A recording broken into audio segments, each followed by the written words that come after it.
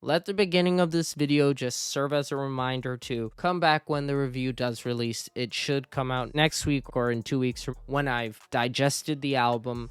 This video's title might lead you to believe that I am about to trash Kanye and his new album, but I'm not. If you actually know anything about me, you'd know that Kanye's in my top 5 artists, and any music of his I actually really like. This video will instead cover 3 things. First off, I want you to take this as a preface to the review. Secondly, I want to explain some of the things that I mean, and you'll get what I need to explain later, trust me. And third, I just want to honestly, from my heart, talk about Kanye and his situation. This will cover the preface of the review part. I am going to review Kanye's Vultures album as unbiased as possible. As a music critic, that's what I'm gonna do. I know I'm not a professional music critic. I know nobody cares about what I say. I don't care. And I'm going to judge it by these merits. Is it narratively or sonically good? Or does it have both? That's how I judge every single album I listen to. The sound or the story, or both. And so that's how I'm going to approach Vultures. I'm not going to approach it thinking, oh, he's rapping about this. That's a deduction. I don't like this. No, I'm not going to do that. Am I disappointed that Kanye professed the name of Jesus and now he's gone back to being like he was before 2019? Yeah, I'm disappointed. Does that mean I still can't enjoy his music? No, I'm gonna enjoy his music. It has been a trying time for Kanye, not this very second, but especially in 2022, late 22, he was the figure for controversy. The Alex Jones interview happened, and the world was not happy with Kanye West. This interview with Alex Jones marked the beginning of Ye's backsliding with his faith, because even though he released his freestyle, which was still pretty Christian, Someday We'll All Be Free or Bianca Sensory, he then afterwards from that started going back on what he had committed to do, which was keeping his music clean of profanity and stuff like that, which I don't have a problem with him keeping profanity in the music, but he's going back on his values. He said, I'm not gonna curse, I'm not gonna do this, I'm not gonna make secular music. He's doing everything that he said he wasn't going to do, and that's where I find the problem.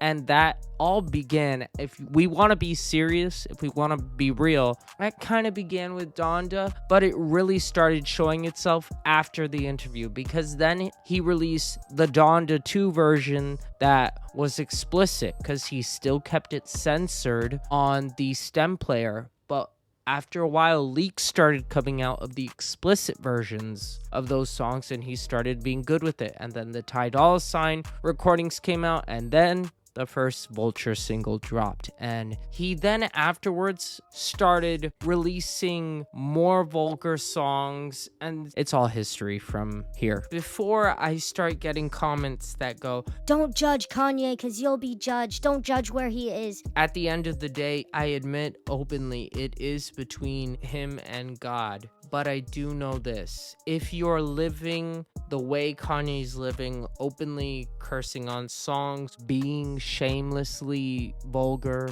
even more so in the past than when he wasn't a faithful Christian, when you're doing that, it doesn't add to your testimony, and it doesn't really tell you, oh, this is a Christian individual. See, as Christians, we believe that we're not saved by our works, but instead that our works are a testament to our faith, just like that verse in James, faith without works is dead. So right now, Kanye's faith is appearing like it's dead because he's back to the way he was before, where he was cussing in lyrics and being vulgar and rapping about sex. Hey guys, quick editor's note here. It's not that he's rapping about sex that's wrong, it's that he's rapping about sex outside of marriage, specifically casual sex. The lyrics in Vultures are very self-explanatory and are very obviously not in accordance with biblical values. Also, Ye raps about drugs and other negative elements that shouldn't really be in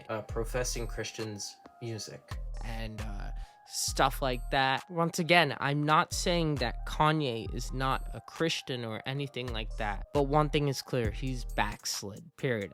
I don't think anybody can deny that. He's back to how he was before 2019. I became a fan of Kanye in 2019. I had heard of his music before and I liked it, but I wasn't a big fan. And then 2019 came around and I became a fan then. At first, Jesus is King was my favorite project. And then I heard all of Kanye's projects. I was like, okay, I have a favorite. It's Life of Pablo, by the way. Forgetting all of that. Now, here's the part of the video where I speak from my heart. But I care about his soul. And so I'm going to say this. Kanye, you're not living as a Christian.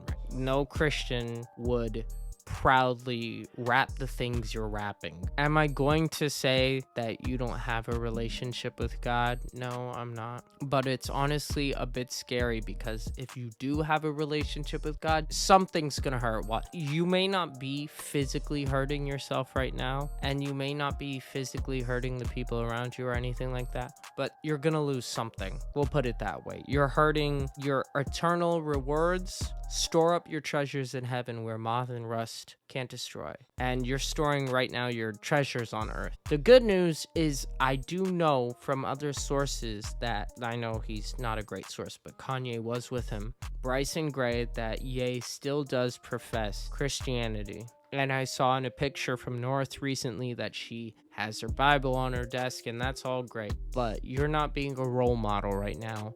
And you need to be. It's not even that you're being a role model for yourself. You're being a role model because you bear the name of Jesus. If you're an ambassador, which is what a Christian is, then be an ambassador. Because right now everybody's like, that's just regular old music. I don't want none of the watered down stuff. Just do Donda again. See, with Donda, it's like the worst Kanye did was the throat goat line. And in the deluxe, he did curse. But if you had any complaints to make, it would be against his features, but his features weren't Christians. So you can't be blameless in what you do. And Kanye himself, when it came to Donda, was blameless. Some of you guys might click off of this video because I'm being explicitly Christian, but just know that I'm not going to be biased with my Christianity when I review the album. I'm going to review it by if it sounds good or not, and those things. Unfortunately, from some of the stuff I have heard of the album, I can't in good musical conscience say that this is Kanye's best album, because it's already proved it's not going to be. I'm sorry, just already some of it. Okay, we're not going to talk about that because I don't want to spoil my own album thoughts, but the album's going to come out and I'm going to listen to it and I'm going to be happy with it because some of the songs gun to my head and back to me specifically, like I'm excited for those songs. See you for the review. I'm excited. Vultures Volume 1, let's go. We won, good ass sub, we won.